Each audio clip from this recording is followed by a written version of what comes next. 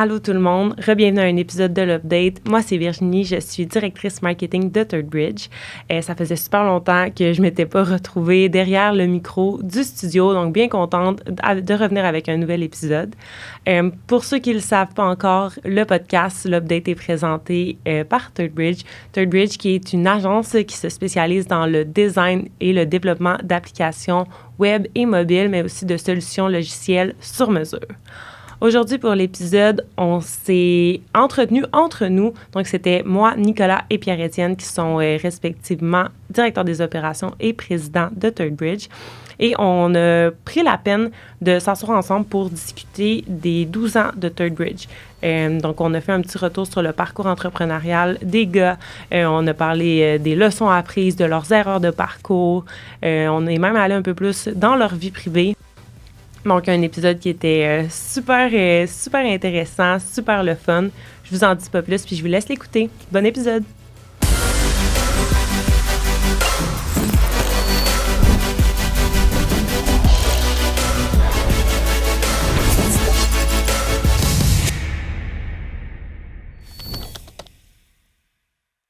Les gars, ça fait longtemps?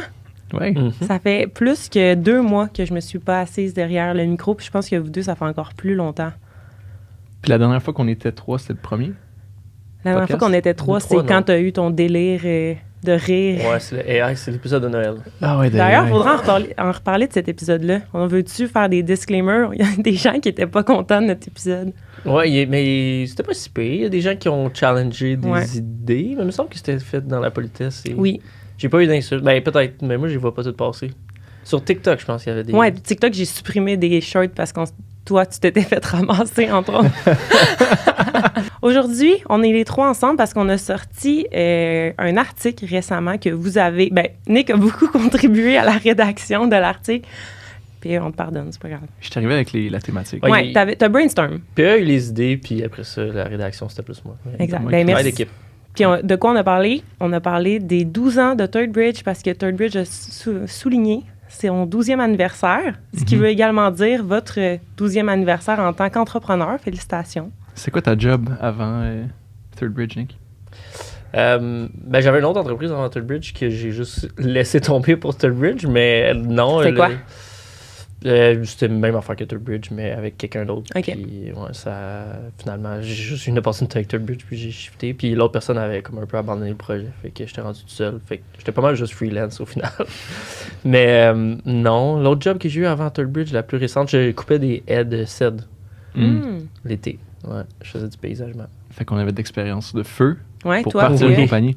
J'étais boss boy. J'aime dire boss boy, mais je pense que j'étais vraiment hôte. OK. T'accueillais les gens à l'entrée? Ouais, d'un resto. Mais ça fait avec toi. Qui était... Mais c'est ça, Aussi pour remettre en perspective, parce qu'on en a déjà parlé dans le premier épisode, mais ce que les gens ne savent pas nécessairement, c'est que vous avez commencé Third Bridge quand vous étiez encore aux études. De là, pourquoi vous n'aviez pas nécessairement une job qui était orientée vers ce domaine-là. Puis d'ailleurs, ça m'amène un peu à ma première question de, est-ce que 12 ans plus tard, quand vous regardez votre parcours, vous vous dites, j'aurais peut-être pu prendre un break puis prendre un peu plus d'expérience avant de me lancer en entrepreneuriat? Il y a des jours que oui. Il y a des jours que non. Je pense que overall, on avait un luxe d'être hyper jeune puis de pouvoir prendre le temps à faire plein d'erreurs. Puis ça nous a emmené à juste aller chercher l'expérience qu'on n'avait pas sur le marché du travail, juste à coup d'erreur. Là. Fait que pour moi, c'est non. Je pense qu'avec la perspective, je regrette pas de l'avoir commencé jeune, tôt, puis de pas avoir eu d'expérience de marché du travail. Ouais, ben moi je regrette rien. J'adore où est-ce qu'on est maintenant, puis le parcours était beaucoup de plaisir. J'ai beaucoup pensé à cette question-là parce que j'ai souvent eu le feeling qu'on manquait d'expérience quand on faisait ce qu'on faisait, puis que je pense qu'on a eu une croissance vraiment plus lente à cause de ça. Là. Ça a pris longtemps avant qu'on comprenne comment bien faire la job, puis je pense qu'on aurait pu bénéficier d'un petit peu plus d'expérience de travail à ce niveau-là.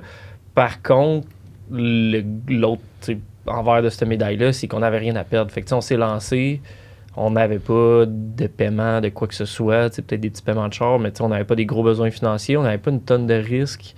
Fait qu'au pire, ça marchait pas, puis on se trouvait une job. Fait que ça, je trouve que c'est vraiment un gros upswing de partir tout de suite en finissant les études. Puis, En commençant les études. ouais, même en commençant les études dans notre cas. Ouais. Puis, puis je trouve que ça a fait en sorte qu'on a peut-être créé une entreprise aussi qui sort du moule d'une certaine façon. Je pense pas qu'on réinvente rien. Là. Je veux pas commencer. On n'est pas des disrupteurs ou quoi que ce soit, mais je pense que ça reste qu'on l'a vraiment fait à notre image parce qu'on n'avait pas de billet de comme Ouais. ah, mais ça, faut le faire comme ça. Fait que ça a pris plus de temps, mais je pense que maintenant, on a de quoi qui marche puis qui se démarque quand même un peu grâce à ça aussi. Fait que il y a des bons points puis des mauvais points. Puis je pense qu'en bout de ligne, tu sais, c'est juste une question de persévérer puis de s'amuser. On l'a dit dans l'article, puis je le répète, mais il n'y a pas de bon moment pour se lancer. Fait que je pensais juste bien qu'on l'ait fait, puis avec du temps, puis avec des efforts, puis en s'entourant des gens qui avaient des compétences qu'on n'avait pas, on a réussi à monter quelque chose qui fonctionne, je crois. Puis on dirait dans ma tête, il y a 2 chapitres à nos 12 ans. Là. On dirait les 6 premières années, c'était l'essai, l'erreur. C'était la mise en place de quelques fondations. On a eu tellement de chance à recruter des gens d'exception. Nos premières embauches étaient comme tombées du ciel. Là. C'était des gens qui sont devenus des associés dans l'entreprise, mais c'était des étudiants. Là. Puis on est juste, on n'a pas de salaire pour vous, des mauvaises conditions, mais on va avoir du fun. Puis ces petits génies-là, ils ont accepté d'embarquer dans l'aventure avec nous, puis sont des gens clés. Fait qu'on a été hyper chanceux, on a pu mettre la fondation, on a pu prendre notre temps pour mettre la fondation en place, se créer un nom à Montréal, aller chercher nos clients. Puis on dirait la deuxième partie, c'est l'accélération. T'sais, c'est comme, OK, là, on a de quoi, on pousse. Ouais. Puis là, c'est là, investir en marketing, on pousse les ventes, on commence à changer un peu notre modèle d'affaires, puis on commence à faire de l'argent. Parce qu'avant, je te dirais, les 6 premières années, on faisait pas d'argent, là. Pas de salaire, pas de... C'était le minimum, là. Pas zéro, mais c'était pas très bien payé, mettons, pour ni nous, ni les On employés. aurait pu aller sur le marché du travail puis faire considérablement Ouais, plus. ouais. Mais une des choses aussi je pense qu'on a été chanceux ou I guess opportuniste, mais il y avait quand même un certain blue ocean aussi quand on a parti Third Bridge, dans le sens où les apps mobiles c'était relativement nouveau. Fait qu'il y avait pas il y avait de la compétition à Montréal, mais tu sais, il y avait clairement de la place pour d'autres. Là. Il manquait de main-d'œuvre. Puis on a réussi à prendre des gros contrats qu'on n'aurait jamais dû avoir au début, genre l'AMT, qu'on n'aurait jamais dû avoir ce mandat-là. Puis finalement, on l'a pogné parce qu'il clairement il y avait un manque de main-d'œuvre. Fait que ça nous a permis de faire notre place aussi quand même rapidement. Puis je pense que partir la même business maintenant, t'as un pas mal plus gros challenge devant toi. T'as plus de compétition. Ouais. Puis, tantôt, tu parlais justement d'aller chercher des gros clients. Ça, c'est comme ça a été un peu ce qui vous a propulsé. Là. Mais je dis vous, c'est nous. Moi aussi, je travaille chez Third Bridge. Puis, je me demandais justement, quelqu'un qui commence, qui nous voit aller, puis qui se dit, tu sais, c'est sûr qu'eux, ça va bien, ils ont un couche-tard. Comment c'est arrivé, couche-tard? Comment qu'une petite business comme Third Bridge, à ce moment-là, a réussi à obtenir un client comme ça? Es-tu prêt pour notre recette magique? Il n'y en a pas. Notre stratégie, mais en fait, notre stratégie, puis je sais pas à quel point que je l'ai déjà dit cette histoire-là, là, mais stratégie initiale, c'était on se colle à des agences marketing. On est des kids dans des sous-sols, on n'a aucune réputation, pas d'accès à des contrats, right? Parce que l'application mobile est vue comme un outil marketing. Ouais, c'est ça. Puis... ça avait un peu avec ce que je disais, dans le sens où il n'y avait pas tant de boîtes qui faisaient spécifiquement ça. Fait que les compagnies qui ont toutes déjà des boîtes de marketing qui travaillaient avec, eux autres, ils mettaient ça dans le même bateau. Ils étaient comme, pouvez-vous nous faire notre app? Mais les boîtes marketing n'avaient pas de dev à l'interne. Fait que là, exact. L'expertise n'était pas encore super répandue. Puis nous, on levait la main, on cognait à leur porte. On était comme, hey, on est des jeunes étudiants, on sait comment bâtir des apps mobiles. Puis on avait des opportunités qui ont commencé à tomber dans notre assiette. L'AMT, c'était fou. Là. C'était une application pour montrer en temps réel où sont les trains de l'agence. Débile. Là. Genre deux gars dans un sous-sol qui sont en train de développer ça, ça avait pas de bon sens, mais nous, on arrivait, puis au lieu de travailler au Zibo ou à couper des haies à faire 20$ de l'heure, nous, on chargeait comme 40$ de l'heure, puis on était donc contents, on était comme « Wow, on fait ce qu'on veut dans la vie », puis on se fait payer le double de qu'est-ce qu'on ferait n'importe où d'autre. Puis après ça, t'avais les agences marketing qui étaient assez greedy, là, qui eux, étaient comme « Hey, 40$ de l'heure, même si on manque notre coût avec les kids, on peut se retourner de bord, puis on a encore beaucoup de marge de manœuvre. » Fait que, on a eu plein d'opportunités comme ça, dont l'AMT, dont Couche-Tard. Puis ça a été un peu notre filon pour avoir des opportunités comme ça. Fait que, t'as un Desjardins, t'as un Couche-Tard, qui viennent de grosses marques marketing, Puis, ultimement, c'était notre job après ça de développer les relations puis faire nos preuves. Fait que... Puis c'est un peu ça aussi, le clin d'œil à ce que tu disais, qu'on a fait les choses différemment à travers les années. J'ai l'impression que qu'est-ce qui a fait en sorte aussi qu'on a été capable de se démarquer auprès de ces gros joueurs-là, c'est que justement, l'approche ThirdBridge était un peu plus axée sur le relationnel qu'axée sur le transactionnel, si on veut. Mm-hmm. J'ai l'impression que ça a eu un bel impact sur pourquoi aujourd'hui on a été capable de bâtir ces relations-là à long terme. Ben, je pense que c'est une des choses qui a perduré. Tu sais, nos méthodologies ont beaucoup évolué, clairement, parce qu'on savait, comme j'ai dit, pas trop ce qu'on faisait au début, je le répète, mais ce qui est resté, c'est la culture, justement, humain à humain, autant au niveau de nos relations clients que nos relations à l'interne. Puis c'est là où, tu sais, je pense qu'on se démarque, puis qui est un peu notre branding aussi, de genre, on est très axé sur l'humain, autant dans les produits qu'on livre que dans nos relations, etc. Fait que, ouais, je pense que c'est ce qui a le plus perduré à travers le temps, c'est notre culture, puis notre approche humaine. Ouais, puis on n'a pas eu une tonne de roulement de clients non plus.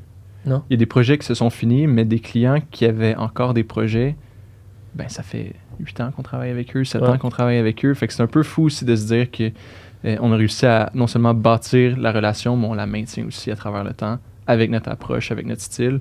Fait que c'était la stratégie initiale de comment est-ce qu'on fait pour avoir le pied dans la porte de ces grosses entreprises-là, de ces gros projets-là, pour après ça dire « let's go ». C'est notre ouais, puis autant à l'interne qu'à l'externe, je pense. Là, autant avec...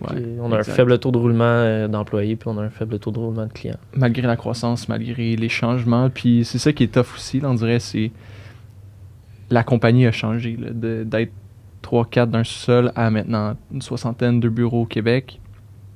C'est un changement de culture qui arrive, puis on embrace le changement, on l'accueille, mais il faut aussi adapter notre culture en conséquence, pas se perdre là-dedans. Fait que je pense que ça, c'est des cool défis qui nous attendent aussi, mais je pense qu'on les a relevés jusqu'à présent. C'est ça, le genre de... C'est ça qu'on parlait au début, avant que la caméra commence à tourner. Mais le genre de switch qui s'en vient potentiellement pour nous, là, on est à un... Il n'y a pas de décision prise, puis il n'y a pas de chemin clair... Décision prise, pardon, je peux y en parler. Puis il n'y a pas de chemin clair encore, mais reste qu'à un certain point, ça va pencher d'un côté ou de l'autre. Fait que là, c'est comme un nouveau défi. C'est excitant. Ça change tout le temps. Puis c'est tout le temps ce que je dis que j'aime le plus par rapport à ma job, c'est que tu me remets il y a 4 ans, quand j'ai commencé, c'est vraiment pas la même job que ce que c'est aujourd'hui. Puis c'est la même chose pour vous aussi, j'imagine. Là. Moi, je fais pas mal là. Non, c'est pas c'est comme quand je coupais des haies. C'est tout comme, c'est pareil. Même affaire. En début d'été, c'était une job. Exact. On a full parlé de ThirdBridge, puis j'ai l'impression peut-être qu'on se répète un peu du premier épisode, mais au pire, vous irez l'écouter, puis on va approfondir encore plus ce qu'on vient de raconter. Mais là, j'aimerais ça qu'on se penche un peu plus sur le volet entrepreneuriat. Un peu plus le classique... qu'est-ce que l'entrepreneur vit à l'intérieur de soi, parce que ça peut être challengeant, ça peut être stressant. Puis j'aimerais ça savoir... Dans votre carrière en ce moment, dans votre vie professionnelle, c'est quoi votre plus grosse source de stress? On est vulnérable. On s'ouvre l'un à l'autre aujourd'hui. J'aime ça. Bonne question. Nick? Ça sort quand, ça? Ça sort dans 1 semaine et demie. 1 semaine et demie. Fais attention à ce que tu dis. Mon 3e enfant. Nick fait son annonce sur le podcast aujourd'hui. Vous irez le féliciter en commentaire. Qu'est-ce qui me stresse le plus? Ben, je pense que, tu sais, il y avait de quoi de vraiment confortable, là, tu sais, dans les 6 premières années, mettons, c'était low stake, là. Genre, on avait du fun, mais personne dépendait tant là-dessus. Puis, plus qu'on grossit, plus qu'il y a des gens qui dépendent. Puis, tu sais, personne part en peur. Pas que je me sens pas à la hauteur de livrer, mais c'est vrai que, tu sais, maintenant, il y a beaucoup plus d'enjeux dans ce qu'on fait. Puis, tu sais, autant... Je parlais d'enfants, mais il y en a plein d'entreprises maintenant qui sont parents, qui ont des hypothèques, qui ont... Tu sais, au début, quand on avait des petits loyers d'appart, au pire, ça marche pas, puis tout le monde est capable de se trouver une job. Mais là, on dirait que plus ça grossit, plus il y a des attentes. Aussi au niveau des clients. Tu sais, au début, on développait des petits logiciels avec centaines de users. Au pire, il y a des bugs. C'est quoi le problème? Mais là, rendu à des millions d'utilisateurs là, pour certains de nos logiciels, c'est sûr que ça vient avec une pression de... faut que ça livre, puis s'il y a des bugs qui... admettons, empêche une certaine transaction, ben, on peut faire perdre des centaines de milliers de dollars à nos clients là, en un mauvais livrable. Fait que, les impacts sont amplifiés. Ouais, exact. Je pense que c'est ça. Mais... La genre de charge mentale qu'il y a beaucoup de gens qui dépendent de toi. Là. Ouais, je pense que oui. Puis, ouais, le cash flow là, qui va bien, mais qui est tout le temps un genre de. Faut pas l'oublier, là. Mettons, il y a des méga montants qui sortent à chaque paye, puis il faut que ce soit prêt, là, tu sais. Fait que, ouais. Ouais, pendant un bout, je disais tout le temps l'analogie de. C'est à chaque mois, c'est une Honda Civic qu'on paye en salaire. Oh, ben Puis là, là- il y a une coupe d'Honda Civic, je Puis te là, dirais. puis là, je pense qu'on peut changer de catégorie d'auto, de marque Ouais. d'auto. Là, on peut tomber dans les Ferrari puis se dire, ouais, c'est une Ferrari par 2 semaines qu'on paye. C'est un peu hallucinant. Puis on dirait que quand tu t'attardes à ces choses-là, le stress monte, mais il faut que tu le mettes en perspective. Puis c'est là que ça, Mhm. tout devient... Tout prend son sens. Puis on a une croissance tellement... Je dirais tellement... tu sais, calculée. Ouais. Jusqu'à un certain point. Au début, on était ses breaks un peu, puis là, on a encouragé la croissance. Mais c'est calculé, c'est smart. On est prudent dans nos décisions. On est conscient qu'ils ont beaucoup d'impact. Donc là, on essaie d'être vraiment, de maîtriser nos chiffres. On n'est plus dans le noir non plus. Fait que ça l'aide à réduire le stress qu'on a, Ouais. je pense, au quotidien. Là. Parce que des fois, tu le sais pas. Là. Avant, là, pas longtemps de guillemets, là, mais on dirait que chaque décision, c'était avec les yeux fermés. Là. Mais On c'était- pense qu'on va faire tant de dollars par mois. On pense que ça va nous coûter tant la prochaine paye. Désolé pour ceux à l'audio, là, mais c'était. Ouais. OK. Le doigt dans les airs. Puis Ouais, j'ai liché mon doigt, tout le monde. C'était le boost ASMR. Mais tu dirais que ce serait ça aussi, dans le fond, la plus grosse source de stress, c'est tout le temps lié justement à l'impact financier, autant sur ThirdBridge, mais l'impact financier sur les compagnies pour lesquelles tu livres un service. il y a ça, il y a le changement de rôle aussi, responsabilités, Mhm. je pense, sont plus grandes. Mais tu sais, tu l'as un peu frôlé là, dans l'autre question d'avant, mais tu sais, nos rôles qui évoluent tout le temps, parce que à chaque tu sais, nouvelle taille d'entreprise, ben nous, il faut qu'on se réinvente un peu aussi dans notre rôle, là, Ouais. mais pas juste nous, là, plein de gens dans l'entreprise le font. Puis je pense qu'en tant qu'entrepreneur, tu as toujours un peu le sentiment d'imposteur qui est tough à se séparer parce qu'on dirait qu'à chaque 6 mois, tu as une nouvelle job. Fait que tu es tout le temps comme nouveau dans ta job. Fait Tu prends le micro, puis là, t'es comme, qu'est-ce que je fais ici? Ouais, c'est ça. On parle. Je faisais pas ça il y a pas si longtemps. Puis ce qui arrive, c'est. Puis j'avais cette discussion-là avec un autre entrepreneur dernièrement, mais tu sais, si tu fais bien ta job en tant qu'entrepreneur, tu te rends inutile, puis tu te réinventes. Tu sais. Fait que tu set up ta job, tu la délègues, puis toi, tu vas faire une autre affaire, puis tu apprends une nouvelle affaire. Fait que c'est ça. Il y a comme tout le temps un sentiment d'imposteur de genre, je suis pas sûr que je suis le meilleur. Puis là, tu as délégué quelque chose que tu maîtrisais à moitié, toi, déjà. Fait que là, c'est comme, hey, ça, voici les guidelines, figure it out. Puis moi, je m'en vais figure out autre chose. Fait que, ouais, c'est ça. C'est comme tout le temps un peu dans de la nouveauté. Puis non seulement tu as un sentiment d'imposteur pour ton propre rôle à toi, mais aussi tu as comme la pression de devoir développer professionnellement les gens qui travaillent avec Ouais, toi, si ouais, on ouais. veut. Puis C'est ça. c'est une grosse pression à avoir sur les épaules, là, de genre, est-ce que je lui offre l'emploi où est-ce qu'il va pouvoir s'épanouir puis grandir en tant que professionnel? Là? Ouais, comment tu le sens, toi? La pression? Ben, moi, c'est un peu ça, justement. Là, j'ai la pression. Ben, je veux dire, vous me mettez pas de pression, mais reste que, étant toute seule dans mon rôle, dans mon département, j'ai pas eu le choix d'être rapidement autonome puis de m'en inventer de la job. Mais là, justement, c'est exactement ça. Là. J'ai quelqu'un avec moi, puis là, dès que je sens que je maîtrise quelque chose puis que c'est assez structuré pour pouvoir le déléguer à quelqu'un d'autre, on délègue puis on passe à un autre projet. Ce que je trouve le plus difficile de ce rôle-là, c'est je veux tout faire. Tu sais, tout est à faire. Ouais. Mais c'est impossible de tout faire. Là. Fait que comme de prioriser puis de sélectionner ce sur quoi tu dois mettre tes énergies puis d'accepter que tu vas laisser des choses de côté, je trouve que c'est ça le plus difficile. C'est un bon Ouais. point, ça. Ouais, ouais. La to-do qui est à l'infini, Mhm. qui est devant nous à chaque fois, puis de devoir bien prioriser, c'est aussi, je trouve, Ouais. un facteur de stress parce que il y en a infini de jobs. On peut travailler 24/7 pendant les 20 prochaines années, puis il va encore avoir de la job. Fait que comment est-ce que tu fais pour bien gérer tes tâches, tes responsabilités, donner de la place aux personnes pour prendre un peu des morceaux de ta job? C'est des défis quand même tough. Ouais. Puis de gestion, tu sais, pas juste nécessairement entrepreneur, mais oui, effectivement, là, la to-do infinie, puis comment je fais pour créer le plus de valeur pour les autres autour de moi. Tu as l'impression Ouais. que chacune de tes décisions, de comme, je vais prioriser cette tâche-là par rapport à l'autre, a du poids pour toi, puis pour plein de monde autour. Ouais. Fait que ça aussi, c'est comme, ça met une certaine pression. Mais Puis- ça, je pense que c'est pas juste les entrepreneurs qui le vivent, par contre. Là. Vas-y. Mais j'allais juste dire, justement, quand tu as les gens autour de toi, mais on a tendance à prioriser aussi les demandes des autres pour s'assurer que tout le monde est bien puis qu'après ça, toi, tu fasses ta job. Fait que là, dans ce temps-là, tu fais ta job quand, tu sais. Puis est-ce que vous ressentez du stress en vous comparant à d'autres entreprises, d'autres compétiteurs, d'autres personnes qui sont en tech? Que ce soit le marketing, qu'est-ce qu'ils font, ou que ce soit la vitesse à laquelle ils vont. Oh, ben oui. Puis c'est ça le sentiment d'imposteur aussi. Là. Puis je trouve que, tu sais, dans des rôles comme on a, puis c'était un point que j'avais par rapport à être entrepreneur, où est-ce que, tu sais, admettons, puis là, sorry Virginie, t'exclure, mais tu sais, PE, admettons, c'est notre business. On a nos actions, on l'a cofondé. On peut se donner la job qu'on veut, right? T'sais, je pourrais dire demain, ben voici mon poste. C'est ça. Mais en tout cas, moi, j'ai toujours le sentiment de je veux le mériter. T'sais. Je veux pas que les gens se disent ah ben oui, ben c'est parce que c'est sa business. Là. Il a décidé qu'il était directeur des opérations, mais il sait pas ce qu'il fait. Je veux qu'ils se disent non, je suis content de ce directeur des opérations-là, peu importe c'est quoi son actionnariat ou whatever. Fait que il y a ça, puis j'ai oublié mon train of thought, mais ouais. La pression de l'extérieur. Ouais, la pression extérieure, ben c'est ça, c'est de se comparer. Puis ce qui est dur, c'est qu'il n'y en a pas une tonne non plus qui font exactement nos rôles. Fait que, tu sais, admettons, moi, je parle de directeur des opérations, mais pour une compagnie qui a un produit, par exemple, même logiciel, c'est un rôle ultra différent de ce que moi je fais.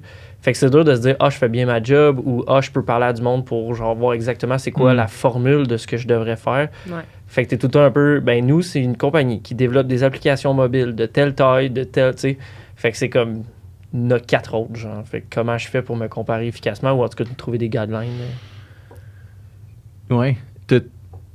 J'ai le goût d'en parler là, de ça, de qu'est-ce qu'on fait pour bien s'entourer, puis pouvoir se comparer, puis bouncer des idées avec d'autres personnes qui ont les mêmes réalités. Là. Vous avez joint, je pense, les groupes de l'AQT. Comment ça se passe? Discussion.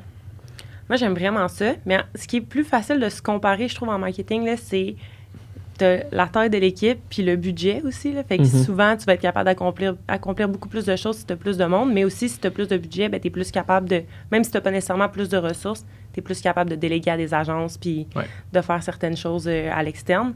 Fait que, mais tu sais, je dis pas que j'ai pas un bon budget, là, j'ai un excellent budget, mais reste que... C'est excellent ton budget. Je suis pas en train de chialer. Mais reste que dans ce temps-là, c'est comme plus facile de se comparer, je trouve, de dire, OK, ben qu'est-ce que je peux aller chercher de cette personne-là? Qu'est-ce qui s'adapte à ma réalité, puis un peu la même chose. Par rapport à leur budget puis au staff qu'ils ont? Ouais, c'est ça. Genre, tu sais, il y a certainement des connaissances que je peux aller chercher de d'autres équipes puis que je peux appliquer à mon équipe à moi. Mais après ça, reste qu'il faut que Puis la même chose aussi en produit versus service. Je peux pas aller me comparer à une compagnie de produits. On n'a pas la même réalité du tout. Là. 100%. Mais ouais, les groupes de discussion, moi, ça m'a vraiment aidé de... C'est juste parler aussi, là, veux pas, chez Third Bridge, je suis avec Janie, on est les deux, on bounce des idées, on parle ensemble, mais reste qu'il n'y a pas d'autres experts au sein de l'équipe qui peuvent nous aider. Puis là, d'aller parler avec d'autres expertes, c'est majoritairement des femmes, en fait, il n'y a que des femmes dans mon groupe. Puis parler avec d'autres experts du marketing, puis juste de voir comment ils procèdent à l'interne, quels KPIs ils suivent. Il y a plein de trucs vraiment que j'ai appris dans ces groupes-là. Fait que, ouais, l'importance du réseautage, rencontrer d'autres personnes qui font la même job. Puis ça baisse ton stress quand tu sors de ces... Non, ça manquerait vraiment, je pense. C'est pas de ça qu'on parle, Virginie, d'abord. Mais non, mais ça... Qu'est-ce qui réduit ton stress? Ben, je veux dire, éventuellement, je les book pour un café pour parler en one-on-one. Ouais. Fait que là, ça diminue mon stress. Mais sur le coup, quand je les entends parler, puis là, je suis comme, wow, ils font tellement de choses. Mais une fois que, justement, je prends plus la peine de comprendre le contexte, puis de cherry-pick qu'est-ce que je peux appliquer à mon contexte à moi, ça me rassure beaucoup. Toi, Nick? Ouais, ben, j'aille pas ça le groupe de discussion. Et... Puis là, en tout cas, je vais avoir la piquée, mais oui, tu sais, ça t'amène plein d'idées. Moi, ça m'a ouvert les yeux sur quelques trucs, ça m'a fait partir certains projets. Fait que ça, j'ai trouvé ça bien. Mais je trouve, par rapport à ça, puis là, sorry, l'AQT, je veux pas avoir l'air chialeux, mais il y a beaucoup de monde. OK. Qu'on est genre 12, puis des fois, tout le monde est là, puis je trouve qu'à 12, c'est dur d'avoir une conversation. Fait que c'est comme chacun son tour. Là, quelqu'un dit de quoi qui t'intéresse, mais rendu à ton tour de parler, le sujet a shifté complètement. Fait que tu le ramènes-tu pas? Fait que moi, ça me perd un peu. Notre meilleure rencontre à date, je pense que c'était, je sais pas c'était quand, là, peut-être dans le temps des fêtes, je sais pas, il y avait plein d'absents. On était 5, puis là, j'ai trouvé qu'il y avait une discussion qui roulait plus efficacement. Fait que peut-être juste ça, groupe de discussion, plus que 6, je trouve que ça devient dur. Mais toi, tu vis les deux, là. T'as des groupes de discussion avec d'autres présidents et directeurs généraux, mais tu fais beaucoup de coffee date aussi, là. Qu'est-ce qui te rassure le plus entre les deux? Je dirais que c'est probablement mon groupe de EO, Entrepreneurship Organization, qui a commencé, j'ai rentré là-dedans il y a 1 an. Puis ultimement, c'est ma thérapie. Oh, ouais. d'entrepreneurs. Fait que ça m'aide particulièrement beaucoup. C'est pas des gens qui sont dans la même industrie.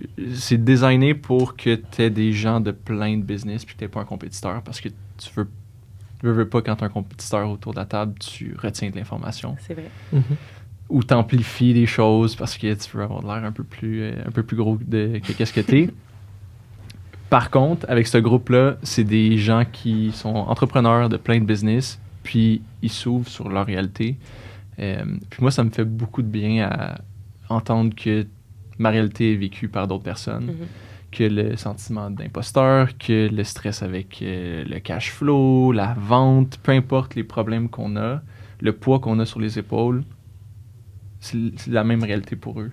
Puis on se rencontre une fois par mois, puis on partage, puis il y a quelqu'un qui présente des trucs autant perso que business. Puis ça aussi, le perso, il est comme tough. Là. Je sais pas, toi, Nick, comment tu gères la chose là, à travailler avec ta femme à tous les jours. Je sais pas comment tu fais pour cut off. Mais ultimement, ça m'a beaucoup aidé. Fait que je te dirais même, je pense, Nick, je vais t'emmener dans ce groupe-là parce que ça fait du bien, ça réduit le stress.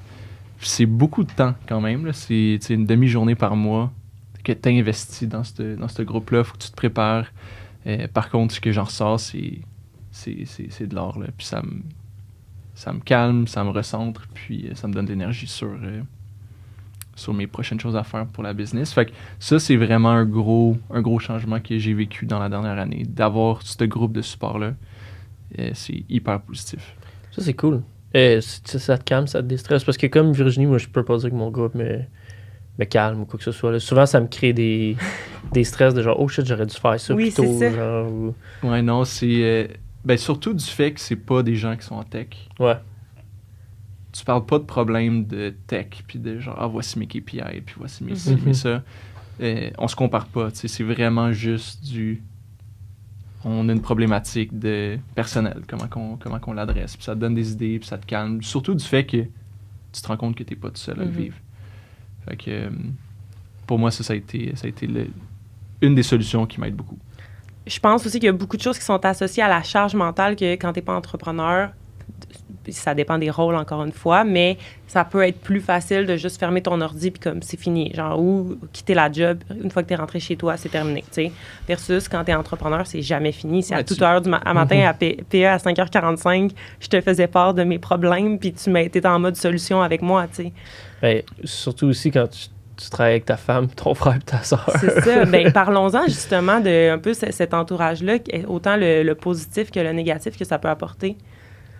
Ben, on a fait des épisodes là-dessus aussi, effectivement, là, mais en tout cas, on peut toujours se répéter. Mais moi, le fait de travailler avec la famille et des amis, je trouve que c'est une méga force. Là, Mais mettons la femme plus précisément, parce que ton frère, tu le vois pas après. Ta fin de journée a fini, puis tu vois pas ton frère ni ta soeur. Là. Non, pas tout le temps, mais c'est sûr que les parties de famille, ça parle de job pas mal. Ouais. Pour ce qui est de ma femme, honnêtement, on parle beaucoup de Third Bridge, puis même des fois, c'est moi qui vais dire genre, hey, pour le vrai, faut qu'on décroche. Genre, parce qu'on en parle vraiment beaucoup.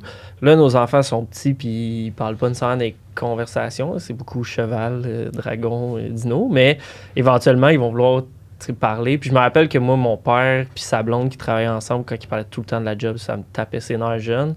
Fait que je veux essayer d'éviter ça pour eux. Puis pour nous aussi, là, je pense que c'est malsain d'en parler tout le temps. Là, dernièrement, on a nos soirées laptop et Gilmore Girls, qu'on appelle, qui est genre, les deux, on travaille le soir en écoutant les Gilmore Girls. Nice. Ça me fait rire, mais je pense que c'est malsain aussi. Mais moi, j'adore ces soirées-là.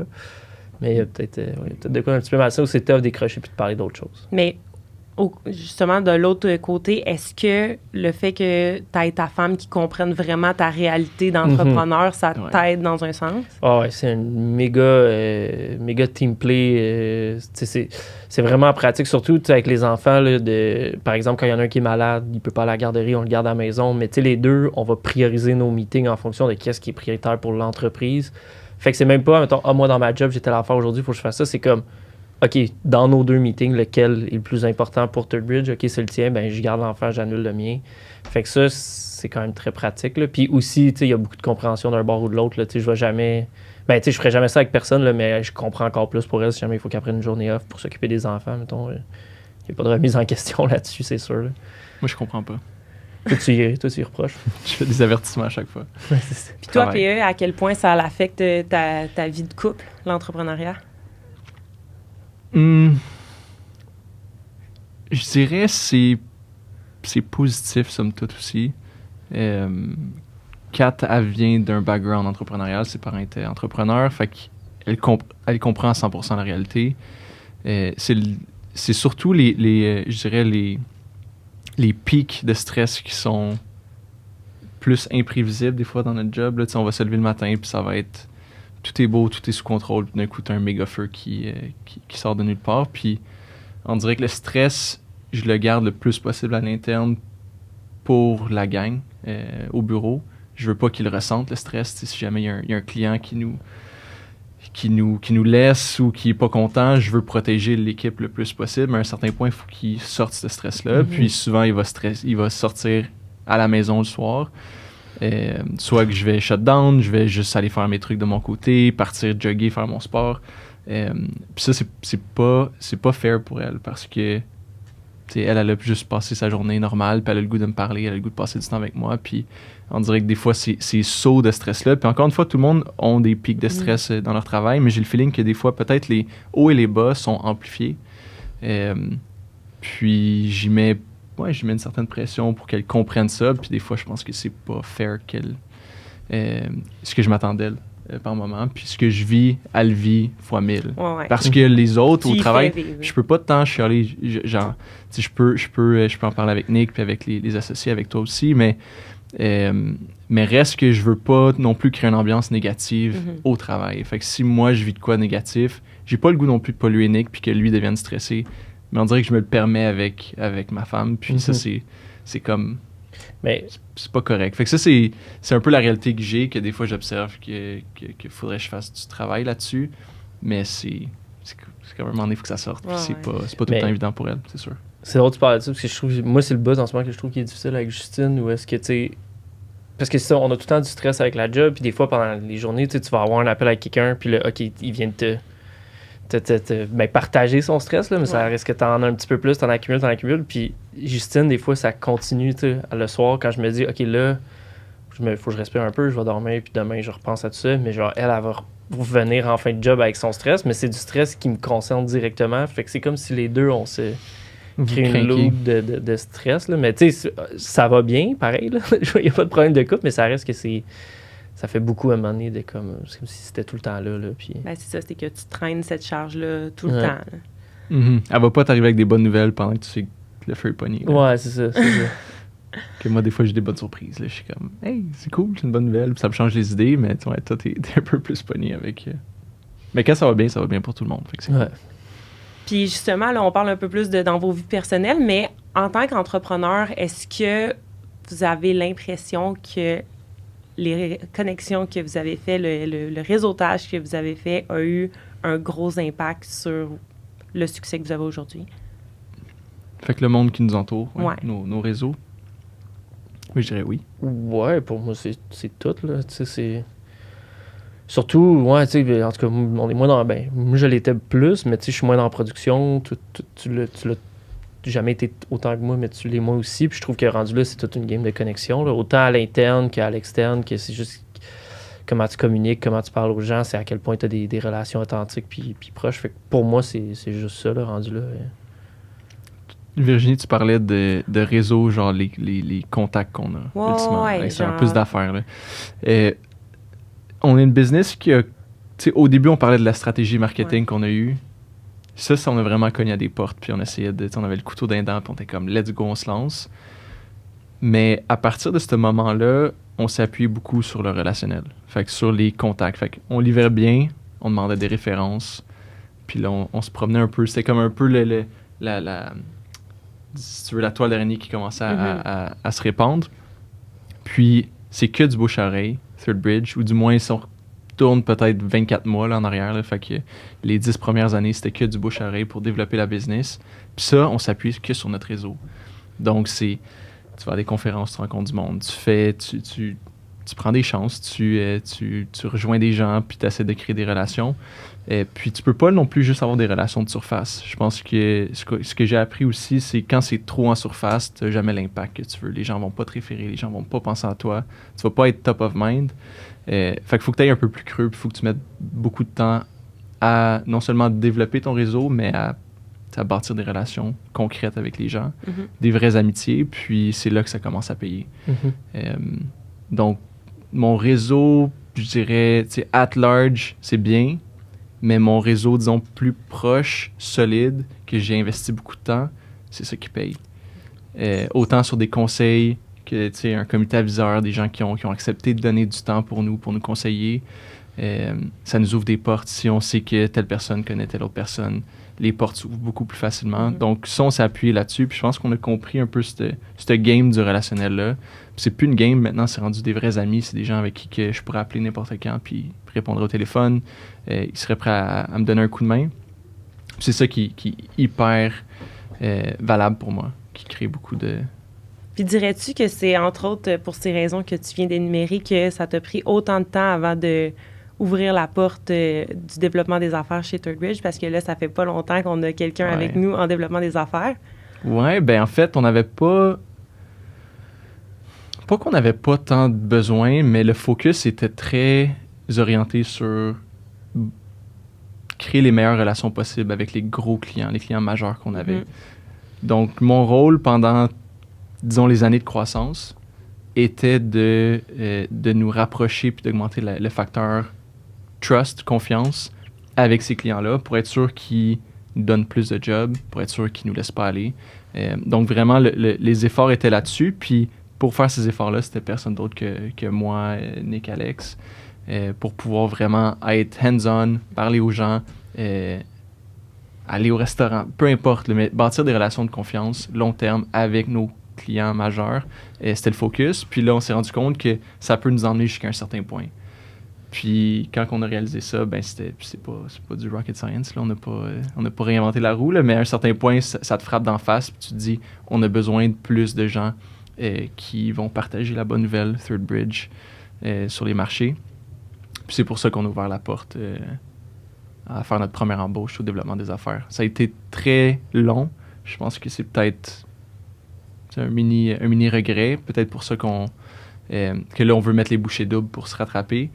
Mais on n'a pas... je pense que ça a été un succès quand même de garder le focus sur les relations importantes qu'il fallait développer chez nous. Ça colle avec notre modèle d'affaires. On a peu de clients avec qui on a des relations super long terme puis des gros mandats. Fait que tu n'as pas nécessairement besoin... On veut pas cogner à toutes les portes, on veut pas être partout, on veut juste avoir des vraies relations clés avec les bonnes personnes. Fait que... C'est ça, on vise pas la quantité de projets, on vise vraiment la qualité. Puis pour être capable de faire ça, ben je pense que c'est les efforts qu'on a mis dans les dernières années. Là. Puis encore là, même si on a quelqu'un qui est de terrain puis qui développe des différents marchés, c'est encore ça le mindset qu'on essaie d'inculquer. C'est, va pas chercher 100 clients pour nous avec des petits projets. C'est pas notre vision, c'est pas nos valeurs. Va chercher des partenaires qui vont croire en notre offre de service, puis qui vont être prêts à embarquer avec nous sur du long terme. Puis je pense que ça, c'est... On l'oublie pas, c'est juste que là, on veut amplifier la quantité de ces projets-là de qualité. Des clients aussi qui veulent avoir le type de projet que nous, on veut livrer aussi, là, dans le sens où on pourrait là, avoir des centaines et des centaines de clients puis livrer des petits projets à de la qualité. On pourrait être une usine à code. Oui, bien c'est ça. On l'est pas. On est des artisans. On est des fabricants d'expériences numériques. J'ai une autre question plus orientée entrepreneuriat pour vous.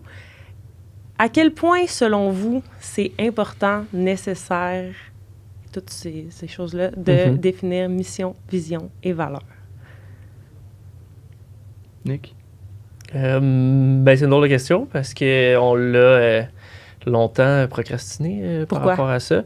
Est-ce que tu étais le classique qui disait c'est de la bullshit, ça sert à rien? Un peu. Là, on pensait que c'était du pelletage de nuages puis que c'était de l'intangible, là, si on veut. Que je pense qu'on a toujours eu ces concepts-là qui flottaient de façon non définie dans nos têtes, puis qu'on était relativement alignés. Puis je pense que peut-être aussi l'aspect ami, famille a eu un impact là-dedans, dans le sens que on est amis depuis longtemps, on est là-dedans depuis longtemps ensemble, puis après ça, c'était mon frère, ma soeur.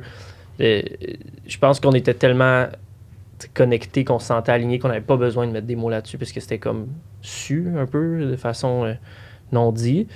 Puis là, avec la croissance, on a réalisé que c'était important de communiquer ça à tout le monde, autant au niveau de les gens à l'interne de notre équipe qu'au niveau des clients pour vraiment être capable d'exprimer mon équipe, c'est quoi nos objectifs, c'est où qu'on veut aller avec ce projet-là. Fait qu'à un certain point, ça s'est mis à nous manquer. Puis je pense que c'est justement peut-être avec la pandémie qu'on a réalisé ça, où est-ce que là, on a eu des démissions, puis peut-être c'est devenu un peu moins clair, puis c'est devenu plus difficile à communiquer de façon...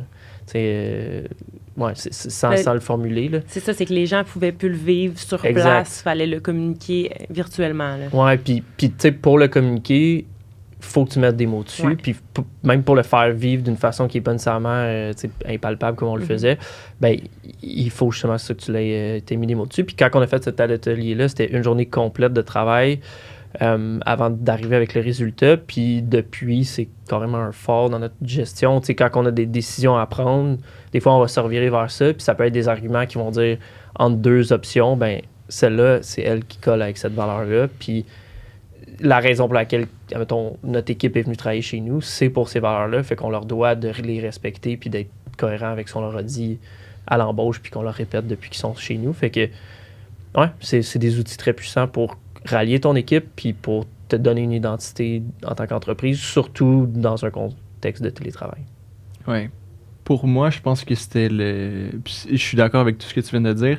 Le gros point aussi, c'était la direction. Où est-ce qu'on veut aller? Puis, ça nous aide énormément avec la prise de décision, de où est-ce qu'on va aller. Je trouvais qu'on perdait à un certain point, on perdait un peu le cap de il y a une opportunité à gauche, une autre opportunité à droite, il y a tel projet, un autre projet. Puis on se perdait un peu à mettre un peu d'énergie partout, puis on n'avait pas l'impact qu'on voulait. Puis je pense qu'avec une direction claire, une vision claire, une mission claire, puis là on pourra parler du BHAG, là, on est encore en train de travailler là-dessus, mais ça nous donne des ambitions hyper concrète de où est-ce qu'on veut aller. Puis pour moi, c'est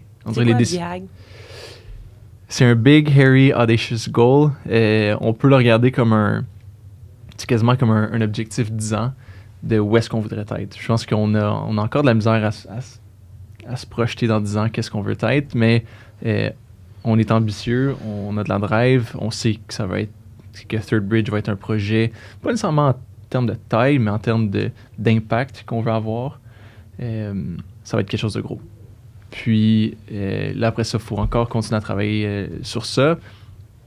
Puis je pense que ta question est hyper pertinente du fait qu'on est encore dans les exercices de faire évoluer cette vision-là, cette mission-là, pour être sûr qu'elle colle vraiment avec notre message. Puis tu me faisais penser, Nick, le fait de mettre des mots sur nos valeurs, c'est un peu à double tranchant aussi. Ça nous aide avec notre prise de décision, mais on se le fait mettre aussi beaucoup d'en face. Ouais. Comment tu le prends un peu, cet aspect-là, quand disons, un membre de l'équipe dit « cette décision-là, c'est pas aligné avec les valeurs de compagnie ». Je trouve tout le temps que ça me remet à... Tu sais, je prends un pas de recul pour me dire « shit, c'est vrai? On est-tu vraiment en train de prendre une décision qui n'est pas alignée avec nos valeurs? » Je trouve tout le temps que c'est rafraîchissant de l'avoir communiqué, parce que si c'est pas écrit, ouais, c'est dur t'as pas de redevance par rapport à ça. T'es comme... T'as pas de responsabilité. Mais moi, je trouve ça... Ça nous est arrivé quelquefois de dire « OK, mais là, telle affaire, je trouve que c'est pas aligné avec telle valeur. » Puis moi, ça me fait beaucoup me remettre en question. Là, parce que les valeurs, je les vis beaucoup, les valeurs Third Bridge, c'est très aligné avec mes valeurs personnelles, of course. Là, mais à chaque fois, je vais leur passer le scénario dans ma tête. Est-ce que c'est bel et bien désaligné ou est-ce que c'est lui qui se trompe? C'est de sa faute. Mais on l'a fait, puis on en a parlé, puis on a eu des discussions avec toute l'équipe des fois. Là, non, c'est aligné, puis voici l'angle pour qu'on perçoit que c'est aligné, puis des fois c'est moins clair. Ou des fois, oui, tu avais raison, c'est pas aligné, puis on va rectifier le tir, mais ouais, je trouve que ça crée une cool dynamique de... On devient responsable, imputable de nos valeurs qu'on a communiquées, qu'on croit qui sont les bonnes, qui nous représentent. Puis des fois on se perd. Des fois, on va aller vite. Des fois, on fait des mauvais calls. Puis on va continuer à en faire. C'est cool. Important que l'équipe puisse... Puis ils se sentent confortables aussi de nous dire comme « Hey, je pense que c'est de la bullshit. Puis c'est pas aligné avec ce qu'on veut faire chez Third Bridge. » C'est leur donner les outils pour challenger en bout de ligne. Oui, puis c'est le bienvenu. C'est comme mettre les mots. Parce que ça fait du bien aussi de mettre les mots sur pourquoi est-ce que tu sens que ça, c'est pas une bonne Ouais. décision ou t'es pas aligné avec ça. Je trouve que c'est cool. Puis moi, j'aime ça quand ils nous challenge parce que ça veut dire qu'ils les aiment, nos valeurs. Ça veut dire que, tu sais, Ouais. pour eux non plus, c'est pas de la bullshit. Puis ça valait la peine qu'on prenne le temps de Ouais, les puis rédiger. au-delà des valeurs aussi, je trouve que de bien communiquer la mission puis la vision à l'équipe, ça donne un sens à leur job aussi. Et je sais pas si vous vous rappelez, quand on a eu la conférence de Benoît Chalifou, il donnait l'exemple de le concierge qui travaillait pour la NASA, puis il y a quelqu'un qui lui a demandé qu'est-ce qu'il faisait pour la NASA, puis au lieu de répondre « je lave le plancher » ou « je suis concierge », il a répondu « j'aide les États-Unis à aller sur la Lune ». Puis je trouvais ça vraiment nice quand il a dit ça, parce que j'étais comme, c'est vrai que de communiquer une mission, puis une vision qui est assez forte, ça donne vraiment un sens concret à peu importe c'est quoi ton rôle au sein de l'entreprise. À nous aussi. Ouais. À nous aussi, des fois, on se perd. Puis je pense que c'était vraiment important. Ça a pris combien de temps avant qu'on fasse l'exercice? J'ai goût de dire 10 ans. Ouais. On l'a fait pour la première fait 2. fois, ça faisait 2 mois là, que j'étais chez Third Bridge. OK, fait que ça fait plus longtemps que ça. Ça fait comme 8 ans, mettons. Puis on l'a retravaillé Puis on là, l'a à peu près refait. 2 ans. Ouais. Ouais. Fait que ça a pris 8 ans avant qu'on fasse cet exercice-là, puis on le regrette pas. Les gens qui écoutent, prenez le temps de le faire. Ouais. Ouais. Ça vaut la peine. Ouais, c'est cool. C'est un bel exercice aussi. Puis il y a plein d'ateliers là, qui existent pour faciliter. Mais Ça fait mal au début, t'es comme, oh, qu'est-ce qu'on est en train de faire? Mais T'as l'impression de finalement, perdre ton temps, t'as l'impression de perdre ton temps. mais en bout de ligne, non. C'est hyper critique. Donc, ouais, bon conseil, faites-le. Est-ce qu'il y aurait des erreurs de parcours que vous aimeriez partager? Aucune. On en a fait. Non, c'est ça. Zéro. On n'a jamais fait d'erreur. Ok. Prochaine question. Qu'est-ce qu'on a Euh, fait? Qu'est-ce qu'on pourrait dire? Ben, ouais. Ben, au développement des affaires, comme on essaie des affaires. Des affaires. On essaie des firmes de Le cold call. ouais, Puis ça, c'était catastrophique. Là. Tu sais, on passait pour une gang de gens qui vendaient peddlers, des peddlers. Là. Puis ça marchait pas pantoute. Fait que là, on a mis quand même des sous dans cette initiative-là. On voulait bâtir la business un peu. Là, on voulait avoir plus de leads, mais on voulait mettre le moins d'efforts possible. Puis ça a été une erreur. Qu'est-ce qu'on a fait d'autre? Ouais, marketing, développement des affaires, on essayait un peu genre de comme l'outsourcer, puis finalement, surtout pour notre genre de service qui est très intime, c'est dur à déléguer à d'autres mondes. Moi, on a essayé de le déléguer d'ailleurs. À genre une superstar du développement des affaires. Superstar. Ça, Qu'est-ce qu'on a ouais, fait? c'est toute une anecdote pour de On en parle-tu? J'ai. Ouais. Ben, j'ai goût de raconter, mais ok, si on n'a pas le droit de dire le nom, probablement. Non, idéalement, non. Non, Parce non, que- non. Non, parce que ce sera pas On va dire Paul. Tu glorieux. peux dire Paul. Non, c'est mon fils. ça. Gaston alors. Gaston, ok, c'est mieux. Fait que Paul. Ouais, ben c'était un peu comme trop beau pour être vrai, là. I guess que si, tu sais, faut faire attention à ça, mais c'est quelqu'un qui nous avait été référé comme étant un champion du développement des affaires, qui, comme un freelance, pourrait nous aider, un consultant qui pourrait nous aider avec le développement des affaires de Third Bridge. Quelqu'un avec un gros carnet d'adresses où est-ce que tu sais, il va pouvoir appeler n'importe qui, puis les gens vont nous booker en entrevue ou en rencontre. Puis, ouais, fait que là, les attentes étaient très, très élevées. Mais, en tout cas, parce que c'est ça, tu me l'avais vendu, parce que c'était plus toi qui avais fait cette démarche-là, puis là, Ouais. tu me disais, ah, Nick, il est vraiment hot, le gars, puis tout, puis en tout cas, il y avait eu comme des gros postes avant, fait qu'il y avait comme un CV impressionnant. Puis là, on arrive en entrevue, puis déjà en entrevue, tu sais, c'était comme, le bonhomme, il est genre évaché, il est évaché sur sa chaise, genre, tout croche son linge, tu sais, déjà, c'était comme... Qu'est-ce que c'est ça? Couple de flags là, déjà qui sont raisées, mais sans plus. Moi, je suis convaincu, je suis comme Nick, let's go, fais-moi confiance. C'est notre move. Nick aime ça quand j'ai dit fais-moi confiance. Fait qu'on a engagé le gars comme consultant. Puis le gars, il venait dans nos bureaux comme, c'est quand même un employé là, qui venait à tous les jours. Jour 1, parlons jour 1. Ouais. On engage le gars, il se présente premier jour dans les bureaux. On lui fait un chèque. Fait que c'est comme un genre de Mais retainer. attends, le gars, il demande à être payé à l'avance, right? À l'avance. Fait qu'en début de mois, on le paye pour le mois qui s'en vient. Fait que c'est comme on paye pour ses services. Fine, on se pose pas trop de questions. Il arrive premier jour, on prend un chéquier, on lui fait un chèque, on lui donne. Le temps passe, peut-être 1 heure. Il est assis à côté de moi.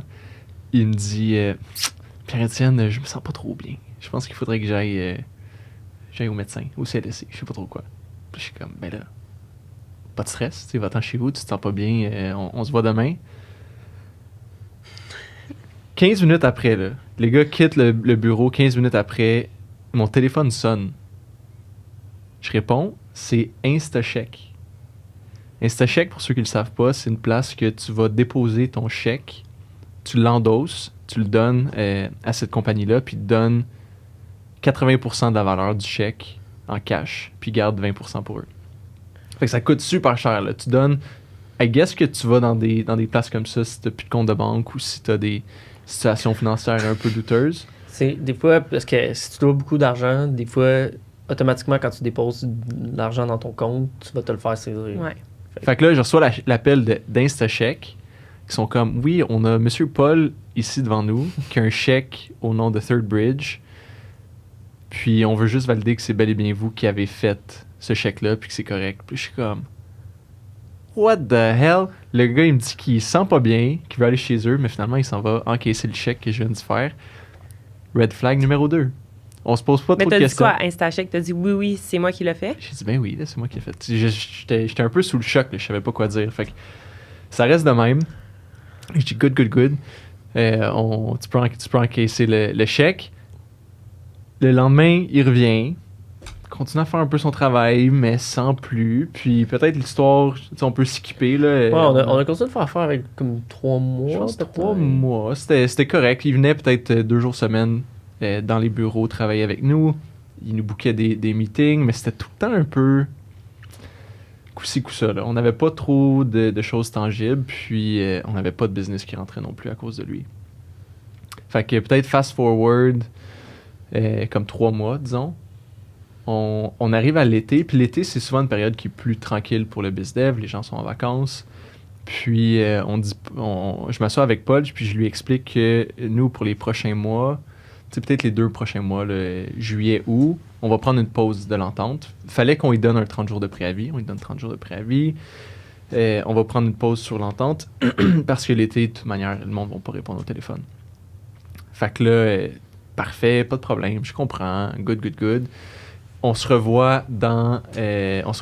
Là, on a 30 jours de préavis. Ouais. On va travailler 1 mois ensemble avant que tu quittes. Déjà payé, d'ailleurs. Pardon, ouais, déjà payé. Là, le soir même, je pense. T'sais, l'après-midi même. On avait un 5 à 7 ce soir-là. Puis moi, on était au 5 à 7. Puis le monsieur qui avait dit good sur place, mais qui clairement avait un ressentiment, s'est mis à texter Étienne des textes complètement incohérents. Puis, en tout cas, je me rappelle plus de tout ce qu'il t'a dit, là, mais c'était magique, les textes. Là. C'était écrit avec une grammaire impeccable, déjà, faut dire. C'était quoi? C'était un peu absurde. Fait que c'était surtout orienté sur que j'avais pas aucune loyauté, que la famille Saint-Aubin, Nick, puis sa sœur et son frère, et le père aussi qui avait été impliqué là-dedans. Parce qu'il faut dire que mon père était conseiller pour l'entreprise. Là. On lui demandait des conseils à l'occasion. On avait des rencontres avec lui qu'on appelait les rencontres Ben & Jerry parce que notre autre conseiller Ben, qui est aussi mon beau-frère, puis mon père qui s'appelle Jerry.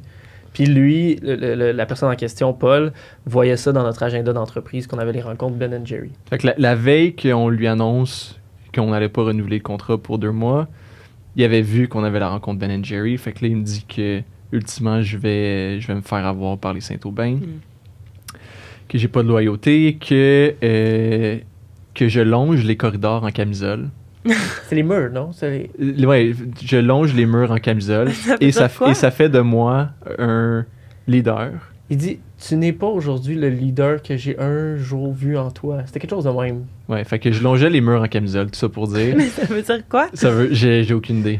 Encore aujourd'hui, je me le demande. Je pense que ça veut... Parce que je l'ai réentendu, mais c'était pas exactement ça, mais genre, tu longes les murs. En tout cas, j'ai entendu quelque chose par rapport à camisole. Mais c'est une vraie expression. Je l'ai réentendu une fois après. Impossible. Mais je te dis, j'ai entendu, je pense, d'un autre podcast, je sais pas trop, mais je suis pas mal sûr que je l'ai réentendu, puis ça veut dire, genre, tu choques devant tes responsabilités, quelque chose de même. Ah, voilà. Fait que...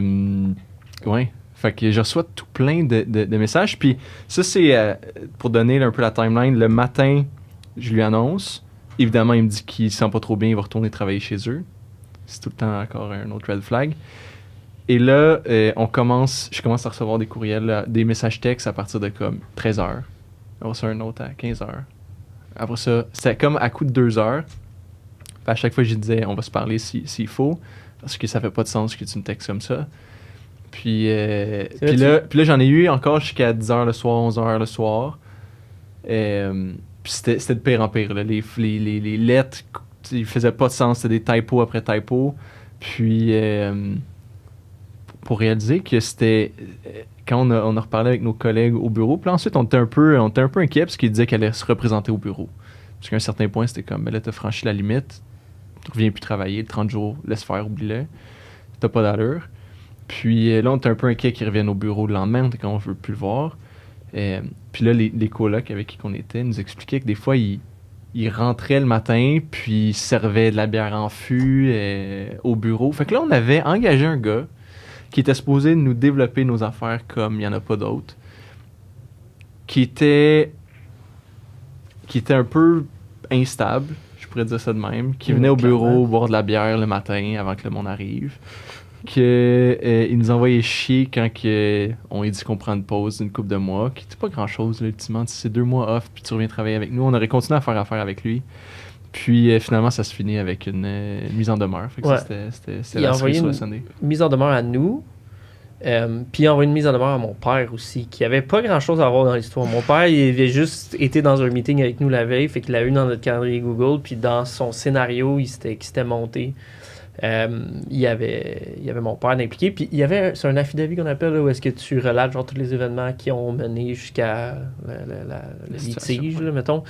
Puis un des événements qui était nommé dans cette liste-là, c'était que ma soeur avait pris sa chaise à un moment donné. Il est arrivé le matin, puis ma soeur était assise dans sa chaise. Puis ça faisait partie de l'affidavit qui était joint à sa mise en demeure, qui nous demandait un montant qui était complètement arbitraire, zéro justifié, juste dire ce montant-là, qui était, tu sais, parce qu'on y a quand même payé ces 30 jours, même s'il n'a pas travaillé ces 30 jours-là. Fait que, tu sais, il n'y avait comme aucune façon de justifier en quoi on te doit de l'argent. Tu sais, on t'a tout payé, on a tout respecté nos ententes, on t'a même payé plus que ce que tu as travaillé. Fait qu'il a juste mis un montant arbitraire qui était beaucoup plus que ses frais mensuels.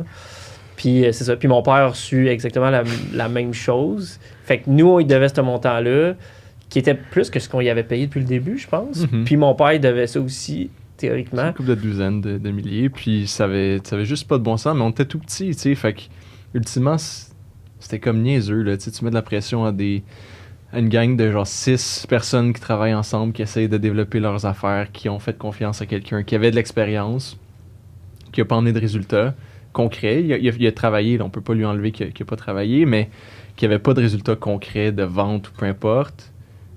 Puis qui se fait des scénarios. Fait que ça pour dire que dans les erreurs qu'on a faites, essayer de déléguer le développement des affaires à d'autres personnes autres que des gens à l'interne, ou moi, ou Nick, ou peut-être quelqu'un de compétent aussi. Peut-être de pas minimum aussi faire une recherche Google sur la personne, parce qu'après on l'a fait, mais malheureusement après coup, puis là on dira pas trop de détails là, pour garder l'anonymat, mais on a vu que rapidement, il y avait une couple d'articles. Les red flags auraient pu être cernés. Auraient été détectés direct. Okay. Les articles Google, c'est quand même... Page Wikipédia, c'est quand même quelque chose. Fait que ouais, c'était une bonne leçon puis une bonne erreur. Et je pense que là, on ferait plus jamais ça. Je pense qu'on aurait notre réponse à l'appel d'InstaCheck. Peut-être qu'il y avait... ouais, c'est ça. Direct. InstaCheck direct. Mais peut-être qu'il avait raison. Hein. Peut-être que c'est un complot de ma famille. On va t'avoir. Ouais, en camisole. En camisole, direct. All right. Quand vous regardez votre parcours, là, vous avez pris le temps de vous asseoir, écrire l'article, qu'est-ce qui vous rend le plus fier? Un milestone que ThirdBridge a accompli ou juste quelque chose qui vous rend fier de votre parcours entrepreneurial? Là, vous prenez une pause comme si je vous avais pas donné les questions à l'avance. Je les ai lues toutes. Je me suis préparé. Non, ben oui, il y a une couple d'affaires qui me vient en tête, mais pour moi, tu sais, on a parlé de la culture, puis on est fatigué avec notre culture, mais je pense que c'est cette ambiance-là que les gens ont l'air de beaucoup aimer, que moi, j'adore personnellement. Tu sais, travailler avec des amis, avec mon frère, ma soeur, un ami d'enfance, je trouve que tu sais, c'est le genre d'affaires qu'on se fait tout le temps dire, là, de genre, moi, ça marcherait pas de travailler avec mon frère, ma soeur, mes amis, puis peut-être qu'on était fait pour que ça fasse, mais je trouve que moi, c'est une de mes fiertés de faire comme, non seulement est-ce que ça marche, mais c'est une de mes plus grandes forces dans mon parcours au quotidien, puis de recréer aussi cette ambiance-là avec les autres, là, tu sais, c'est pas... Parce que je me suis déjà fait dire, genre, une compagnie qui dit on est une famille ou on a une ambiance familiale, c'est genre toxique, là, comme attitude. C'est genre, ils vont te demander de travailler plus que ce que tu devrais, puis tout. Puis je pense pas qu'on fait ça. Puis je pense que c'est l'inverse de toxique. Je pense que c'est ultra convivial puis fraternel, puis que ça contribue à notre faible taux de roulement, autant au niveau des employés que des clients, comme on a mentionné tantôt. Fait que, ouais, ça pour moi, c'est la plus grande fierté, que ce soit le fun, qu'on ait réussi à le faire fonctionner, qu'on ait gardé cette ambiance-là du début jusqu'à la fin à travers la croissance, qui me met en confiance qu'on peut continuer de croître puis de le garder. Ouais. Puis on le voit que ça se décline aussi dans les équipes. Ouais. Tu vois que dans les équipes, il y a d'autres petites familles qui se créent, puis c'est pour le meilleur et pour le pire, là, dans le sens que tu le sais, là, que si ça brasse avec ton frère ou ta soeur ou ta femme, ça va être tough. Ouais. Mais les bénéfices jusqu'à présent, nous, ça a tout le temps été juste du positif.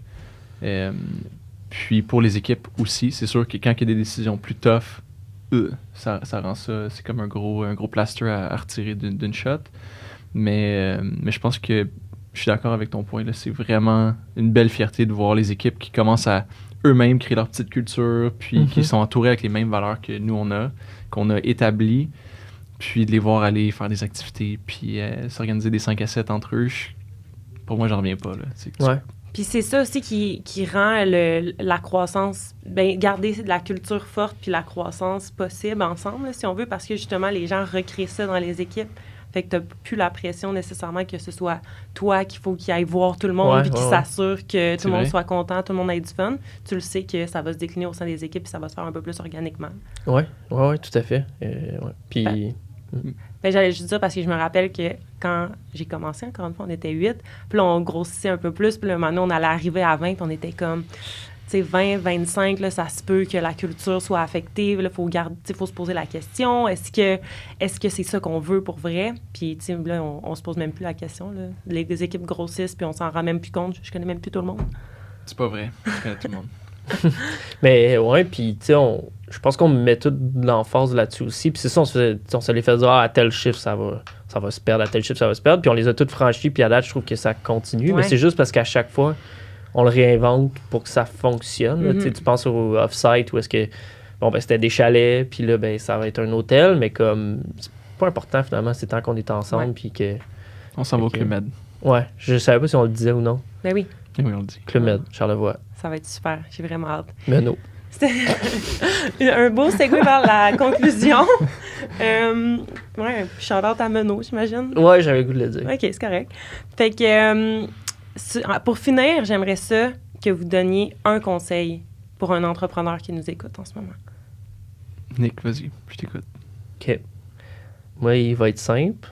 C'est ça qu'on veut. Amusez-vous. Du début jusqu'à la fin, quand vous le faites, c'est important d'avoir du fun, garder ça en vue.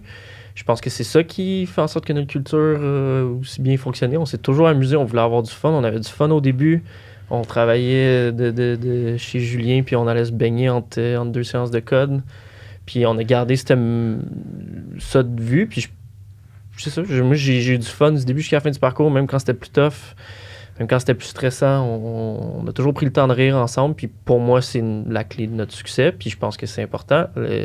L'important, c'est le voyage et non la destination. Oh. Amusez-vous du début jusqu'à la fin. Nick. Incroyable. Toi, PE? J'ai le goût de reprendre le même que j'ai dit à CJAD dans mon entrevue, qui était s'assurer que la croissance soit pas un objectif en soi. De notre côté, on a tout le temps pris un parcours vraiment plus long. Comme je parlais, on a pris 6 ans pour mettre les fondations en place.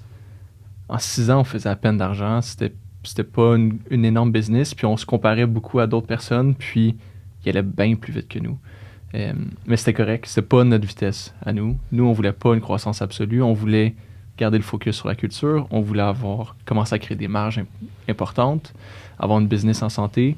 Puis on a déterminé vraiment plus nos objectifs versus la vitesse à laquelle on allait l'atteindre. Puis là, on accélère. c'est correct, là, on est prêt. Fait qu'on a réussi à vraiment mettre les fondations en place. Donc, juste à garder en tête, là, on sait que c'est sexy d'aller vite. Le hockey stick, là, vraiment, la courbe de croissance qui est accélérée. Mais je pense vraiment qu'il faut réfléchir à la croissance comme un outil. Si c'est pas applicable à ta business, c'est pas obligé d'être vite. Tu peux prendre ton temps, tu peux vraiment mettre les bonnes personnes en place dans ton organisation pour être sûr que tu aies du succès versus c'est un genre de une montée en flèche pour après ça t'écrouler. Puis on en a vu beaucoup de gens qui ont fait ça, que la croissance leur a joué des tours, puis ultimement ils se sont plantés. C'est allé trop vite pour eux. Puis nous, ben c'était petit train va loin, puis on est encore là aujourd'hui, puis on célèbre nos 12 ans, puis je suis bien fier de ça. Fait que la croissance, pour moi, ça n'a jamais été de quoi qui était top of mind, de me dire faut qu'on aille vite, faut qu'on impressionne le monde en disant hey, on a triplé cette année, puis ça n'a jamais été ça. Parce que ça fitait pas avec notre modèle d'affaires. Fait que peut-être mon conseil. Prenez votre temps puis amusez-vous. Wow! Et merci beaucoup, les gars, pour ce fun, 12e épisode de l'Update. Fait qu'on invite les auditeurs à vous suivre sur LinkedIn s'ils veulent plus de conseils ou juste savoir what's up with you, qu'est-ce qui se passe. On fait des événements au bureau, vous allez voir ça passer. Ça va être cool. Vous faites du beau contenu, je vous félicite. Puis ben sinon, évidemment, je vous invite à suivre Third Bridge. C'est du contenu encore mieux que leur contenu à eux. Merci. N'oubliez pas de liker et subscriber.